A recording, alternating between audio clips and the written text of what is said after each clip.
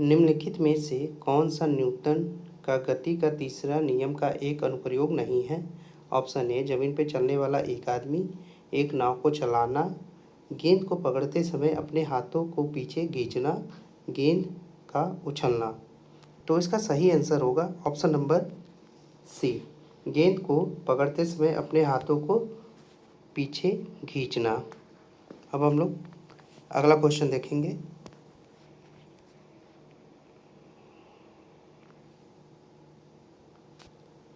चंद्रयान-3 भारी मात्रा में ईंधन जलाकर पृथ्वी की सतह से बाहर निकलता है। फिर निकलने वाली गैस से गुरुत्वाकर्षण के विरुद्ध रॉकेट को ऊपर की ओर ढकेलती है। यहाँ गति का कौन सा नियम लागू होता है? ऑप्शन ए न्यूटन का गति का पहला नियम, न्यूटन का गुरुत्वाकर्षण का नियम, न्यूटन का गति का तीसरा नियम, न्यूटन का गति का दूसरा नियम। तो इसका सही उत्तर होने वाला है न्यूटन का गति का तीसरा नियम। अब हम लोग अगले क्वेश्चन को देखते हैं।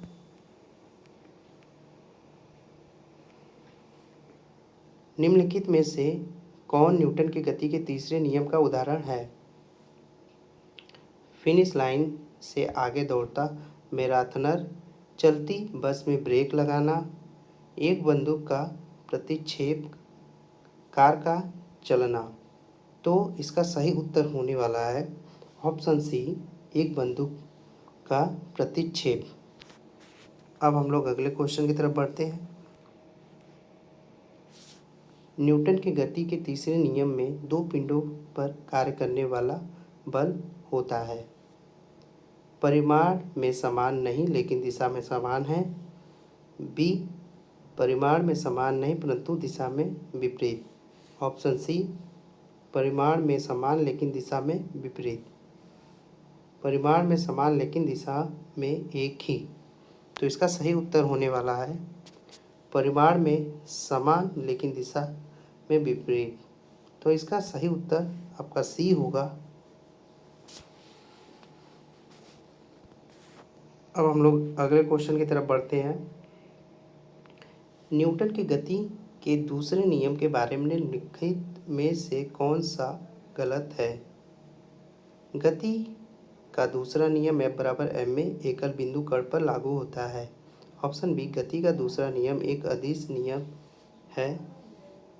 ऑप्शन सी, गति का दूसरा नियम एक अस्थानीय संबंध है जिसका अर्थ है कि अंतरिक्ष में एक बिंदु पर एक निश्चित समय पर बल F उस बिंदु पर उस क्षण पर A से संबंधित है।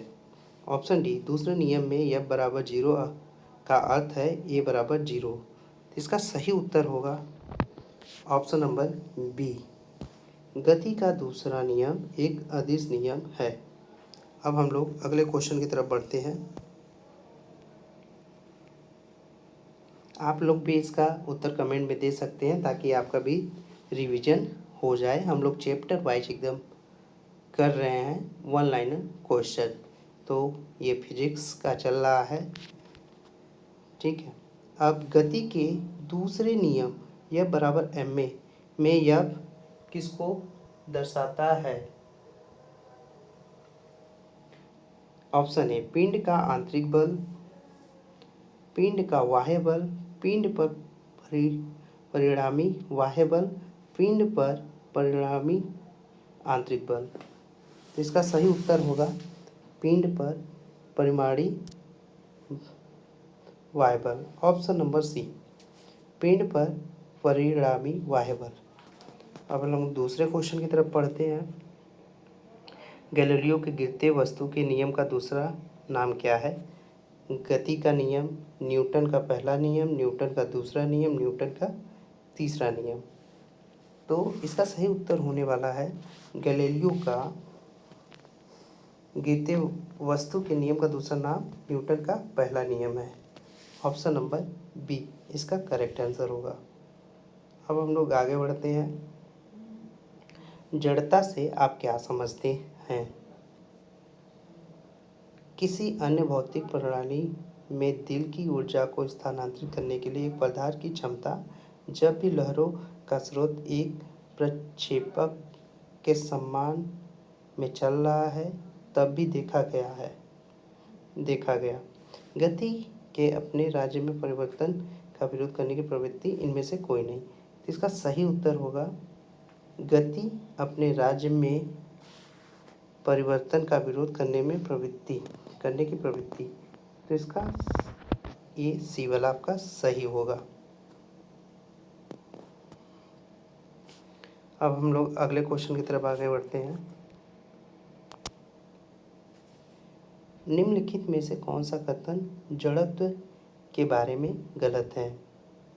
ऑप्शन ए, नियत वेग से सीधी रेखा में गतिमान वस्तु अंततः जड़त्व के कारण अपने आप रुक जाती है।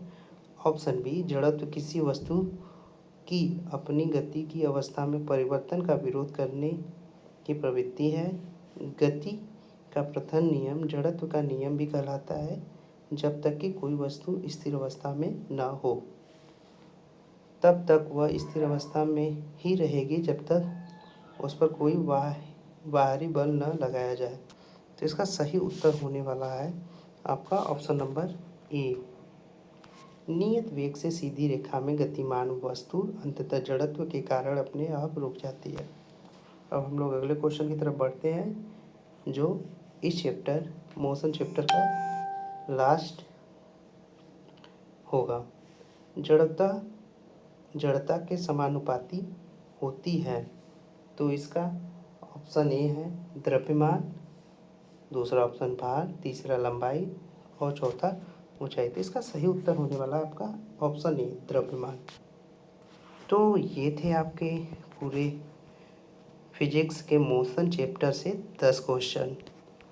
आपने सारे क्वेश्चन को अच्छे से रिवीजन करके देख लीजिए, स्क्रीनशॉट ले लीजिएगा ताकि आपको भूलने ना पाए।